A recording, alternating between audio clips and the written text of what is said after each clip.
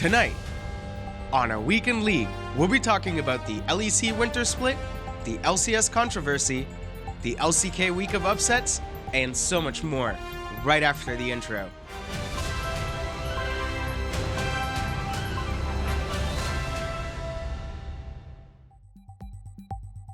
Welcome to a Weekend League where we cover League of Legends esports all around the globe from all 4 major regions. I'm your host Slomar, and let's just get right into the news. As usual, timestamps and links will be in the description, and while you're down there, don't forget to smash that like and subscribe button.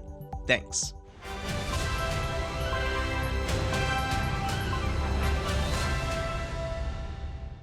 Week 3 of the LPL went exactly how you'd expect, with one exception.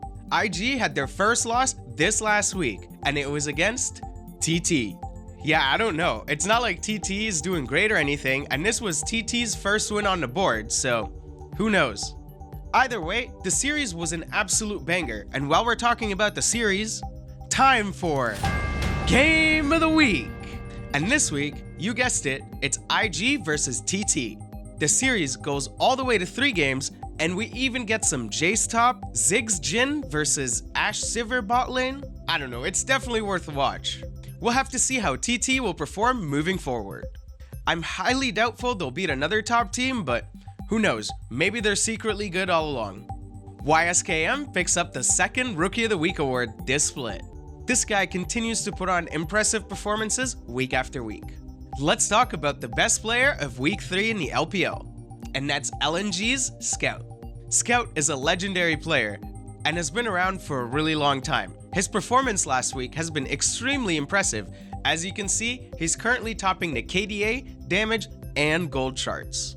During week 3, LNG managed to beat RNG and RA to stay at the top of the standings. And speaking of the standings, let's take a look at the LPL standings for week 3. IG, LNG, JDG, and TES are on top. I think it's a little too early since teams like WBG and BLG are expected to have top 5 rosters and they still haven't really, kicked it on.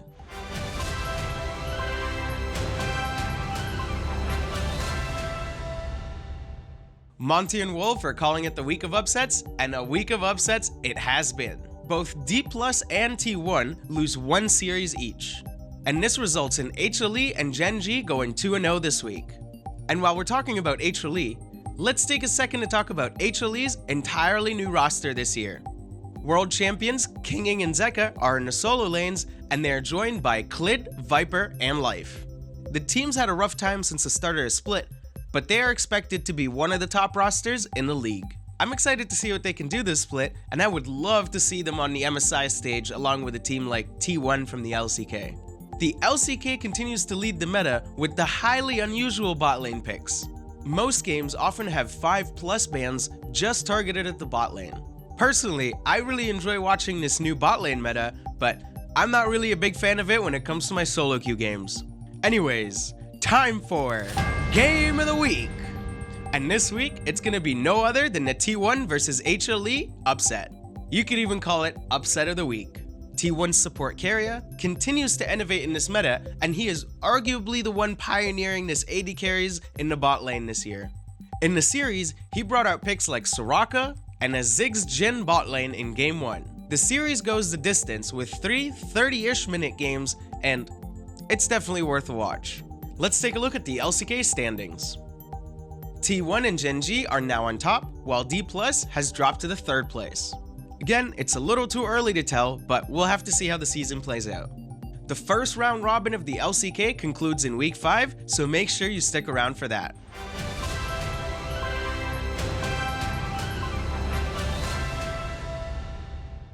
The LEC Winter Regular Split just wrapped up. This means 2 teams will no longer be competing in the LEC. Those 2 teams are Fnatic and Excel. See you later, Reckless. The LEC's regular split has now concluded, and the LEC will be moving into the group stage. The group stage is part of the new format the LEC is trying out this year. I'll drop a link in the description to the format explainer if you want to check that out. After the LEC wrapped up the games on Monday, they had a group stage draw. So let's take a look at the current groups. We have Vitality, Heretics, SK, and Koi on one side, with Mad Lions, Astralis, G2, and BDS on the other side. Next week is going to be a very important week in the LEC, since the winner gets to move on to the qualifier. And you know what time it is? Time for Game of the Week! And this week, it's going to be SK versus Fnatic. The game was kinda close, but I think the best part is Reckless's reaction after. Roll the clip. Make it to the bracket stage, but SK, that was an incredible performance from them, from a team that from week one a lot of people doubted. When you saw that maybe things weren't coming together in that bot lane, maybe that synergy wasn't there, but bit by bit it's come together, and now they are sitting with a chance to look for that second place finish. I cannot wait to see how this team... Anyways, maybe you should check it out if you want to see a Lux support. Since the regular season wrapped up, the standings don't really matter, but here it is anyways. Vitality and Mad Lions finishing the split at 7-2. Make sure you tune in next week for our coverage of the winner group stage.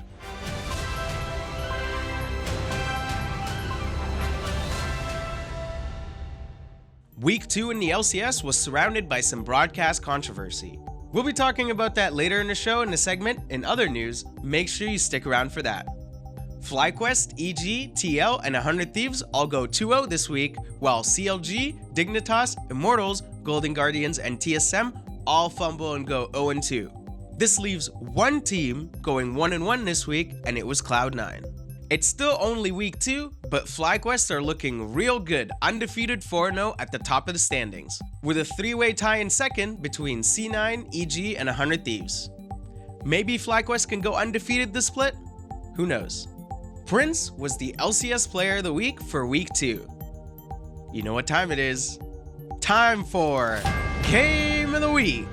This week, it's FlyQuest versus C9 in the battle for first place.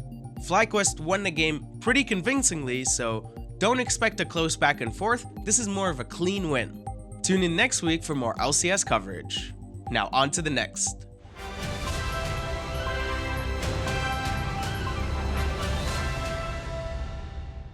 Welcome to In Other News, a segment where we discuss news that may or may not be related to LOL Esports. This week's headline is: the LCS broadcast aired a segment about Doublelift history with TSM. And oh boy, what a segment that was. Roll the clip. So, in November of 2021, Doublelift accused TSM CEO and founder Andy Reginald Din of bullying and verbally assaulting players to the point of mental breakdowns. Reggie responded on Reddit, describing Doublelift as challenging to work with, ambivalent, and a player that constantly flip-flops on wanting to play. And of course, this story blew up. I mean, former TSM folks started coming out with statements to support both sides. People dug up old TSM content to connect the dots between what Doublelift was saying and these ancient vlogs and streams. This ordeal actually sparked a whole side plot of accusations and investigations, and I'm not going down that rabbit hole, but if you want to do that on your own time, by all means. If you're unfamiliar with the whole Doublelift TSM situation thing, this runs very deep, with lots of conflicts of interests involved, and arguably, this was one of the reasons behind TSM's downwards trend in the last few years. If you want to learn more about this, try searching TSM Holy War on YouTube. Monty and Thorin were spearheading this whole thing with tons of videos on their channels. Since the segment aired, TSM, Letigris, Lina, and Doublelift have all put out statements on this subject. Personally, I'm not really sure if this deserves this much backlash. I definitely don't think Letigris should be issuing any personal apologies to Doublelift or Lina, but yeah, we'll have to see how the rest of the year plays out with the LCS segments. And speaking of LCS segments, some of the LCS fans on Reddit have been wondering how Dash doesn't fit in this new style of broadcast, and I personally agree. Nothing against the current broadcast team, but Dash was an excellent host and he was like the glue that kept it all together. Now it just feels like each week someone's trying to be the Dash, and no one's quite as good. No Flame, I love Raz and all, but his attempt at hosting this last week was kind of rough in my opinion. And Jat, while being a little better, I hope maybe we can see some changes, maybe they can bring Dash back and we can just forget about all this, right? In other news, the LCK is under fire for misinforming BRO of their side selection prior to their match last week. This caused the team to go on stage prepping for red side when they were actually playing on blue side. The way you play, especially the way you draft, is significantly different and dependent on whether you're on blue side or red side. BRO and the LCK have both put out statements since, with the LCK ensuring that better communication of key information to the teams is on top of their list moving forward. Monty and Wolf covered this in more detail on their show, The Monty and Wolf Show. If you want to learn more, go check that out. In other news, the LCS faced a major delay on Friday, with the games being delayed over an hour. Eventually, the players were forced to play remotely. This was due to an onstage issue with the audio communication systems. The LCS has since put out a statement on Twitter and has issued a refund to all the ticket holders for Friday. You hate to see the technical issues taking the show down, but it happens.